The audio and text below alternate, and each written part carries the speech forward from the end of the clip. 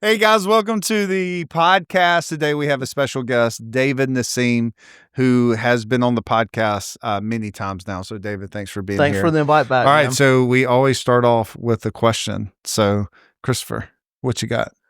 What is your biggest red flag in business? Personally. Do you want me to tell you? I'm kidding. Personally, what's my biggest red flag? Yeah, you as a operator owner, what's your red flag? Define a red flag. Is this like a weakness? Your Okay. your kryptonite, your weakness, the thing that you tend to piss people off, drop the ball on most. There isn't any. I'm like perfect. Dude, I thought you were serious just for a second. I was like, did he just say that? Super humble. Okay, so the biggest red flag that I see as a leader, and what I would say is this: if I'm hiring somebody,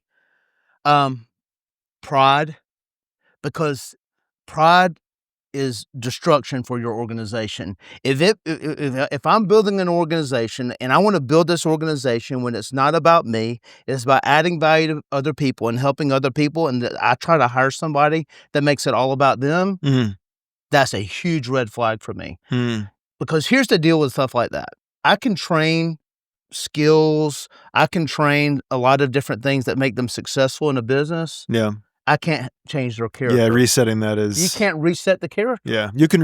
I feel like if you're resetting it, you're resetting them out of the company. Exactly right. Yeah. That's exactly it. So that's probably the red flag. And I'll be honest with you, if I look at myself sometimes when I fail, it's probably comes of pride as well too. I love how you brought that back around, because that's what I'm looking for. Yeah. Yeah. And the thing is like I have to fight it. I mess up every single day, and I think it's about me every single day, and it's just like one of those things I got to fight it.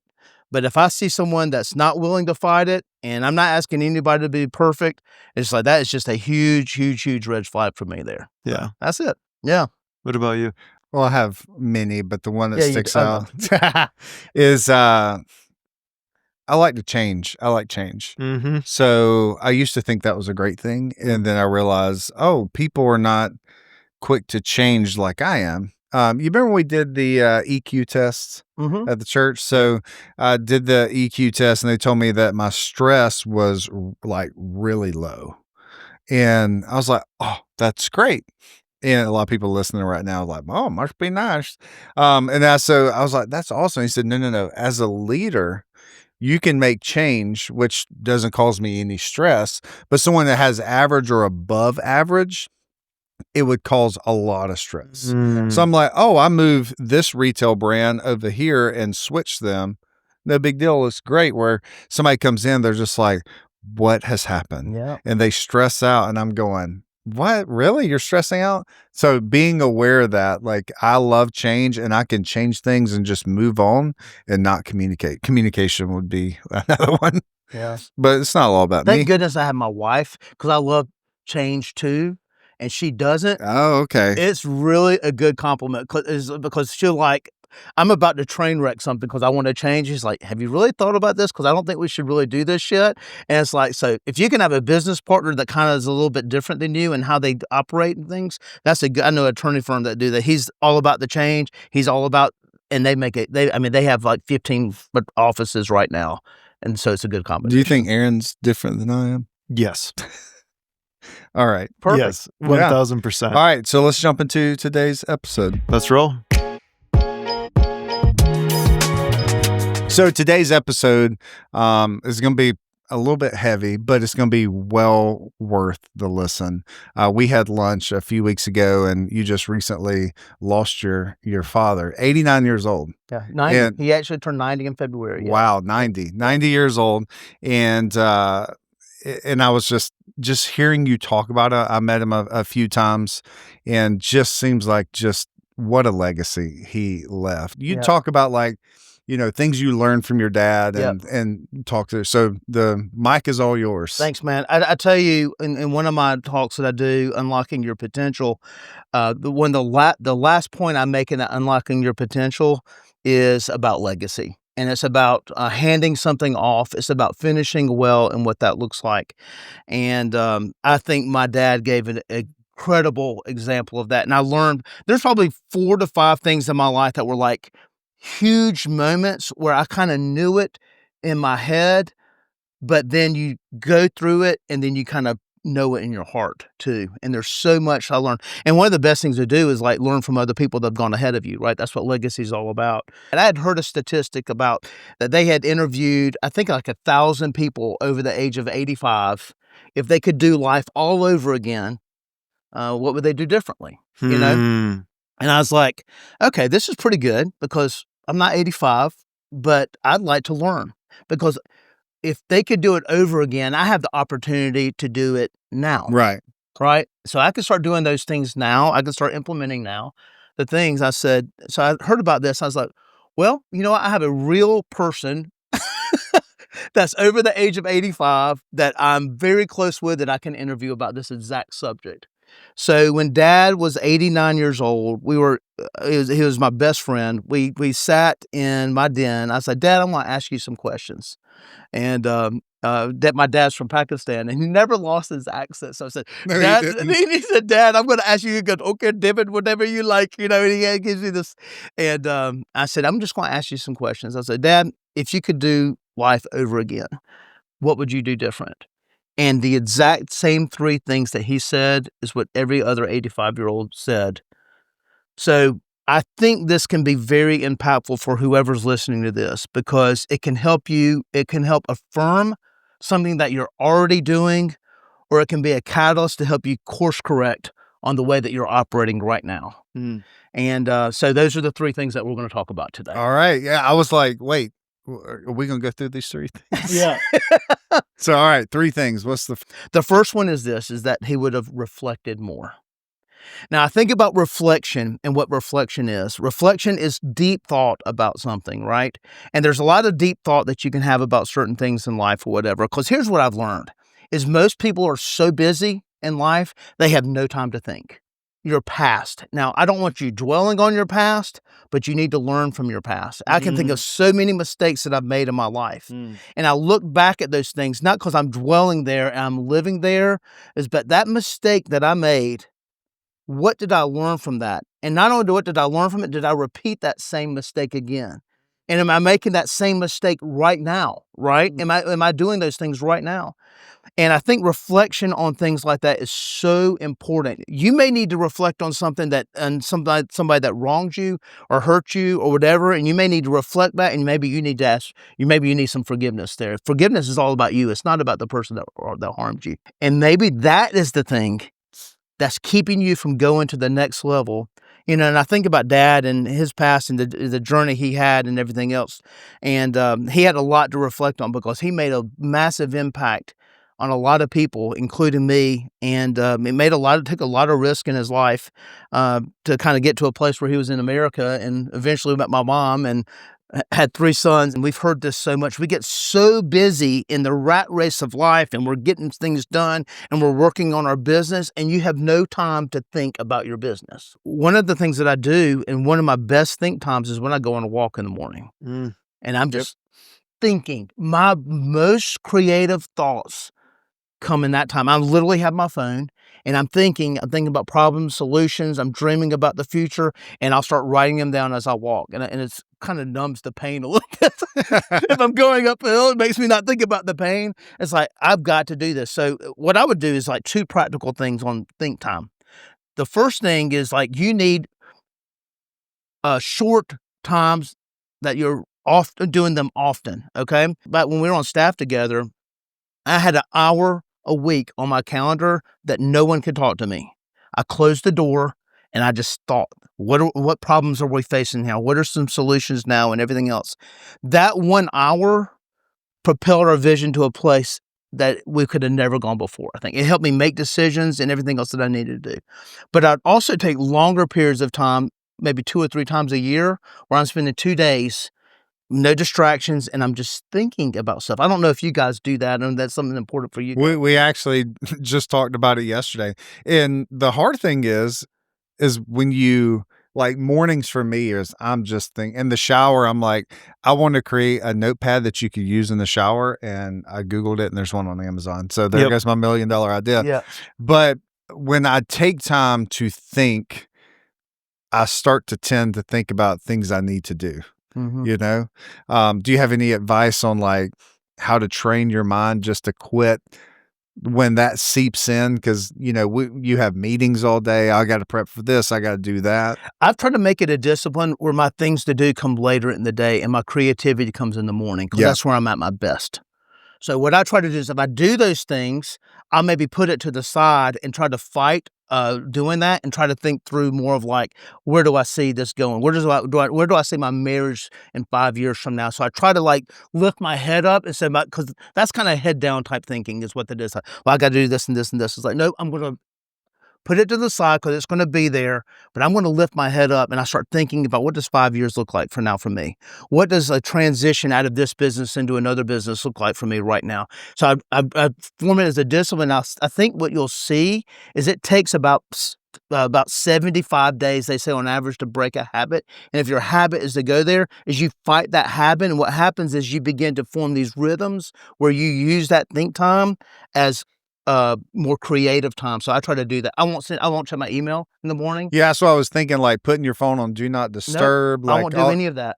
Like just because you know what happens. You start to do this, and then there's one thing, and then and then I gotta look at it. Oh, I didn't see that on there. The next thing you know, you're like, you're done. Your think time is done at that point. And I've heard this from other leaders is that they do the creativity in the morning, and then that afternoon, like if they have meetings or one-on-ones, because you don't have to really think so much during those. You're more of listening and, you know, asking questions, but the creativity in the morning is really great. Yeah. Your organization needs you doing that. Not only that, your marriage needs doing that. Your relationship with your children need that. All of those need that think time for you as a leader, as a visionary. So that's some of the things I was just thinking about our Salon Leaders Retreat. Like, it's so powerful. If you're a business owner and you've never done this, even if you're behind the chair, like, I mean, you're still running a business, you have guests and everything, getting out of that environment and going and traveling. When Aaron and I went to a conference in Arizona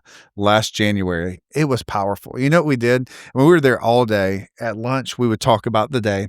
That night, we grabbed our computers, we went downstairs and we sat by the fireplace and we worked on our computers because we were just like, okay, this is what we need to get done. And so that was a great thing of like reflection and like getting out of the environment. So like the Salon Leaders Retreat, we hear just people are like, it's just so great to get away. And we encourage people to come in like pairs. But I think being solo and getting away is really important. Powerful. That is so important. On the reflection thing, let me share this too, and this is just super important. Attitude of gratitude, right? This like, I'm just going to spend some time not thinking about what's next, just being thankful for what I have right now and reflecting on that. It can change the game sometimes in your life. I totally agree there. And it's actually when I head into those times intentionally, you're setting your mind up from a place to think from, right?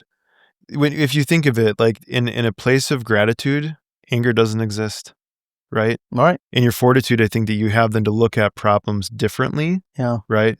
That's powerful. That's good, man. Cool. Yeah. All right. Hey, shameless plug. We want to continue to serve. Check out the App Store. Type in The Refined Network. It's available both on Apple and Android. Here's the thing. It's a way that we can continue to serve you. All of our podcasts, all of our digital resources, and our community is there. Here's the thing. We believe that we're better together. Back to the episode. So reflect is first one. The second one is relationships. And the biggest regret that a lot of people have in their 80s is they didn't value relationships as much as they should have.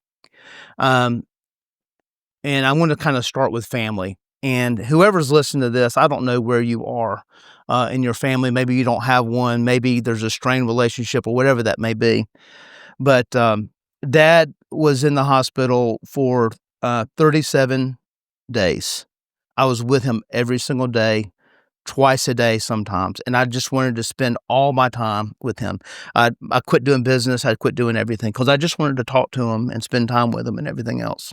About 10 days before he passed away, he was out of it and everything else. I'm literally sitting on the side of his bed and I'm honestly, to be honest with you, I'm just like praying. It's like, man, God, if you can just open his eyes one more time. I just want to talk to him one more time if I could. I mean, guys, I kid you not.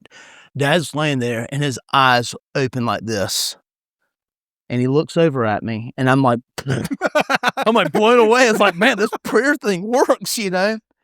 And and we had some decisions to make, and I was like, because he had to go, the hospital wasn't going to treat him anymore, so he had to go to hospice. So at home or at the hospice house, I said, Dad, we got some hard decisions to make, and I want you to be a part of this decision.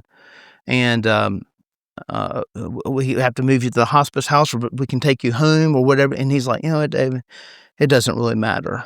I said, okay. And I said, Dad, what do you want? He didn't say, show me my bank account one more time.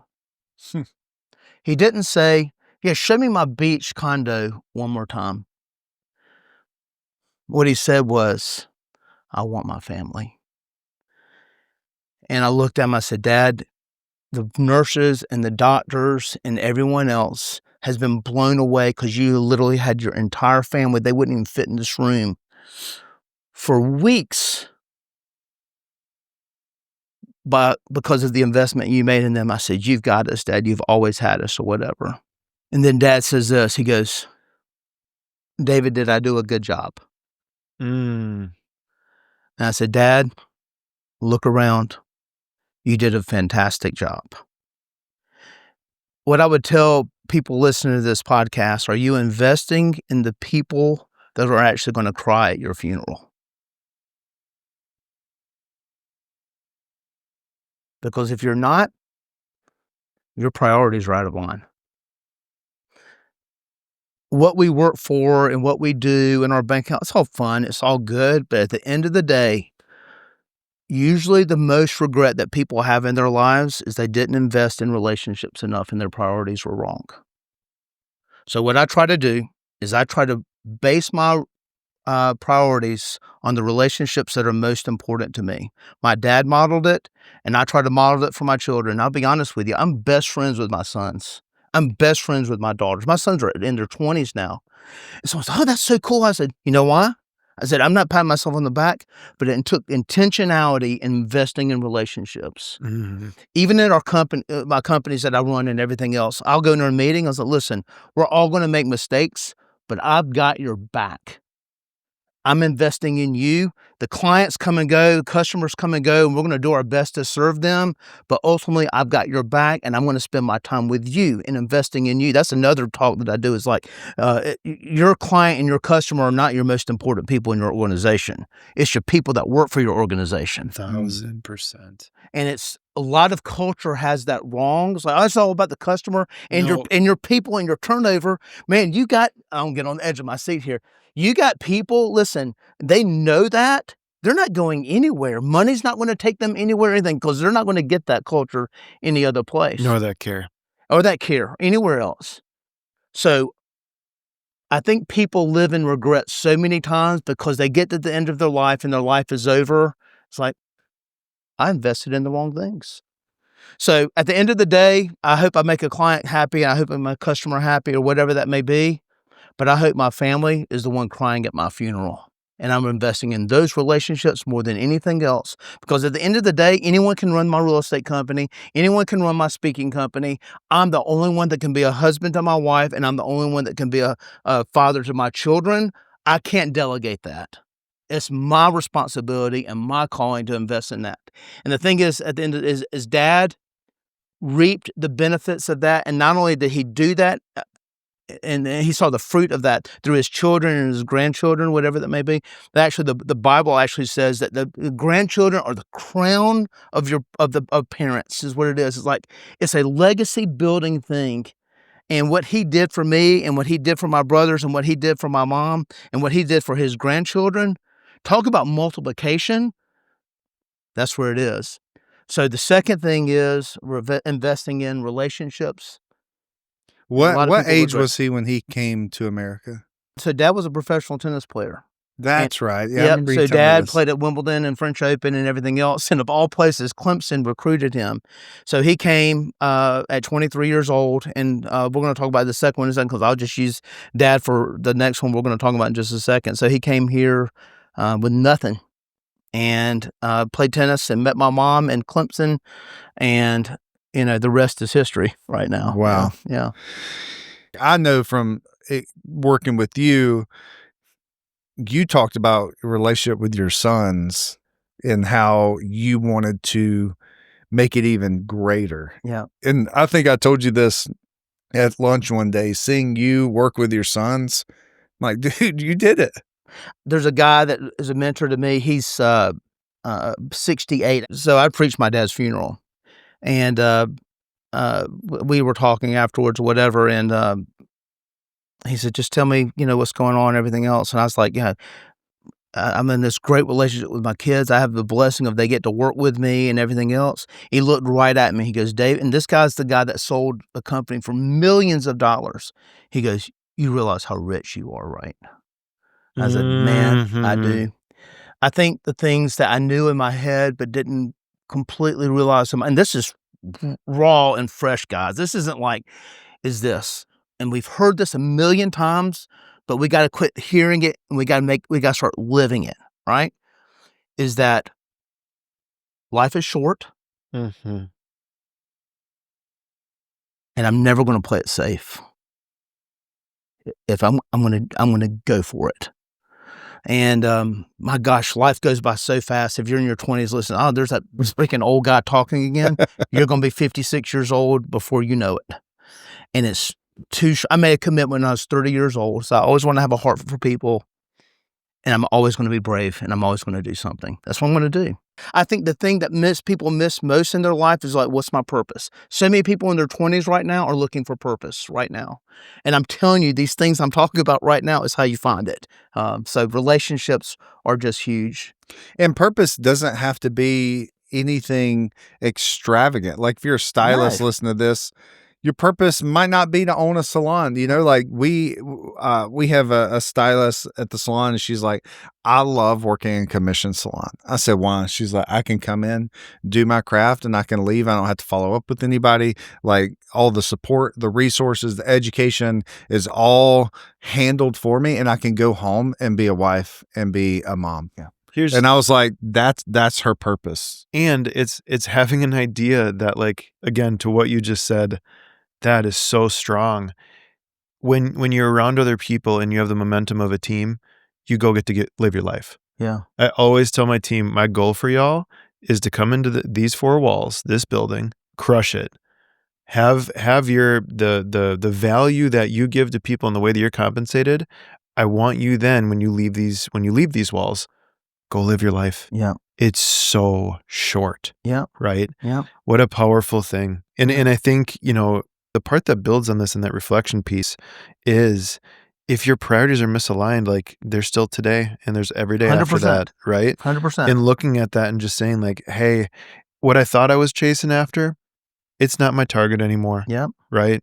There's a bigger thing that I'm looking at right now. That's really good, man. And that's very convicting for me too, because I'm in that place right now. Yeah. And I want to position myself where I can add the most value to the most amount of people as possible. Yep. I don't know if I'm in that place right now. And I may be transitioning into something new, which I am going to be. Yeah. And I'm still working through some of the things. It's like, I want to add as much value to people as possible is what I want to do. Yeah. And let me say this something too about the relationship. I tell our people all the time is like, I'm way more interested in who you're becoming than what you're doing here and how your relationships are, because we've all seen this. And even like, oh, why is this person underperforming? Instead of just looking at the performance, why don't you look at the bigger picture and how all the relationships are doing? How are you doing outside of here? Yeah. Someone's marriage is struggling. Guess what? They're not going to do a good job. 1000%. And you see someone transition, and like they used to be really good at what they're doing, or there's probably something else going on there. Oh, it's always something at home. It's something with a child. It's something that financially, something with their relationship with their spouse. Yeah. Family, lack of family, friends, lack of friends. Right. Yeah, it's always something. That's so good. You will never, ever, ever, ever lose investing in the relationships that matter most to you. That's it. Yeah. Wow. That was good. We're only on the second one. Yeah. We got one more to go. Okay. I was like, man, that is so much information right there. It's so good. Yeah. All right. So we have reflection, relationships, and risk. Okay. When they say regret, one of the things they always say is, I wish I would have risked more. And it's probably a lot of reasons why they don't. Most people don't want to take a risk. You got something to say about that? I got a mentor in motorsport that slapped me across the face with this the last time I saw him. And I went up to him and his name's Pete. And I was like, Pete, every time that I know that I'm going to be at an event with you, I always think to myself, I got to be more disciplined and I got to work harder. And he stopped me. Literally, he's like, you have it all wrong. He's like, I want you to be less responsible and I want you to take more risks. I think you're playing it way too safe. Yeah. And Yeah. Like I said, it's like one of those things. It's like you've never got to someone that I'm so glad that I lived my whole life playing it safe. No one has ever said that. But what people say a lot is, I wish I would have risked more. But how many times in your life, if you think back, it's like, man, I really wish I would have done that. I really wish. Why would you do that? Go for it, But risk is something that I just, so many people just don't want to do it. Well, I'm sure your father coming from Pakistan to Clemson, that was a huge risk. So I mean, you read my mind, literally using my dad's story. So Dad, when he was 16 years old, think about 16-year-olds where we live right now. They're comfortable. They have, everything. And I've got a 14-year-old right now, so I'm not dishing 16-year-olds at all. What I'm saying is like, start learning to do this now. I don't think 16-year-olds listen to this podcast. Dad's 16 years old, lives on the other side of the world,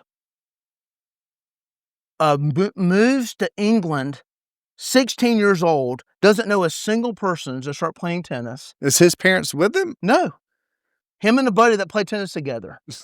Times were different back in the 50s, man. Yeah, evidently. Times were different back in the 50s. Yeah. So he's going to England, and then Frank Howard at Clemson University calls Dad and said, I want you to come to Clemson, South Carolina. Now think about it. He's in Lahore, Pakistan, the other side of the globe, and he wants to come of all places, Clemson, South Carolina. Which is very rural. Yeah, then. nothing. It's like, kind of that now, but but definitely grown. It's like nothing. I mean, he actually got recruited by Texas A&M as well too. So that was a little bit less rural, right? So he is on the other side of the world.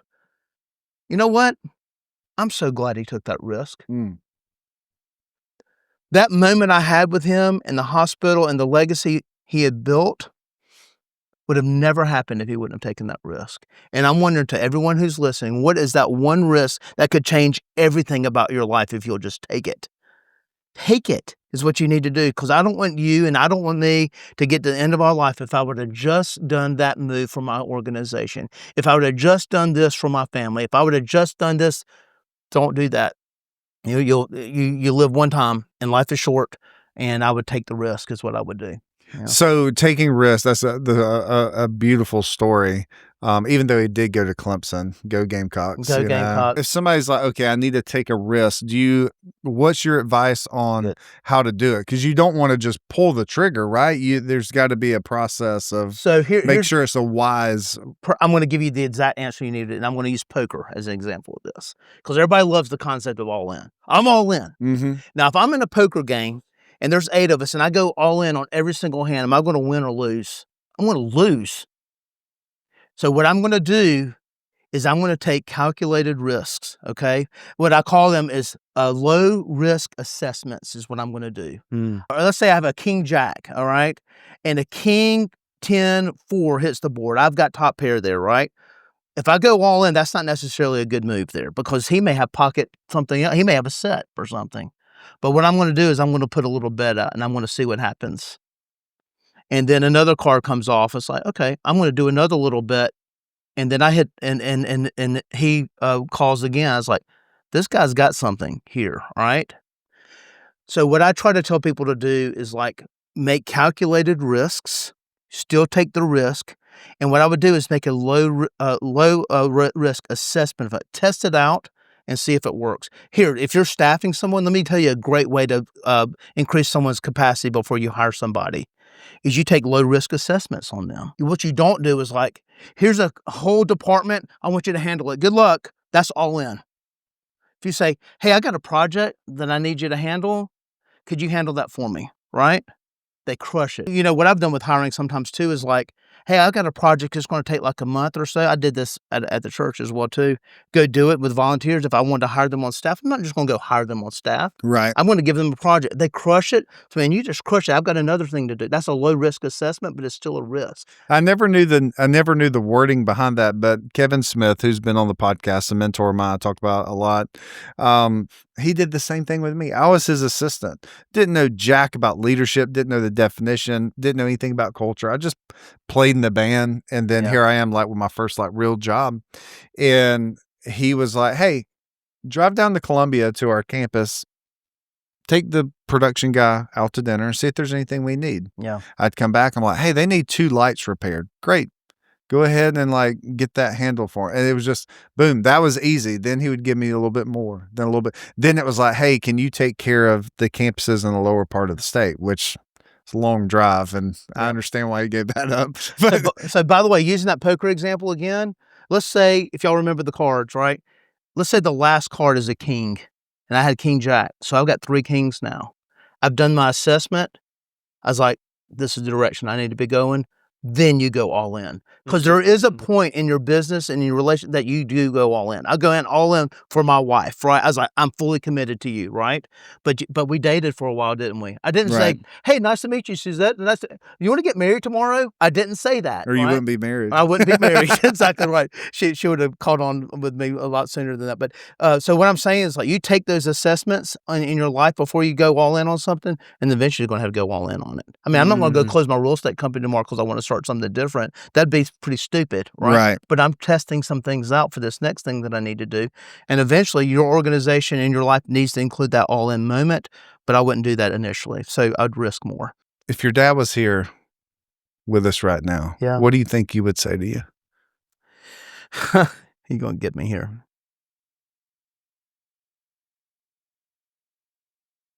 Well, I think he would say the things that he's said to me his whole life. I think he would say, you get more in you, go do it.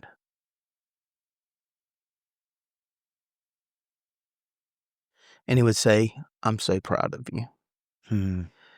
You know, as a dad and as a leader, one of the things I would say is, and that I would say to my sons on my deathbed, is I want them to go further than I ever went.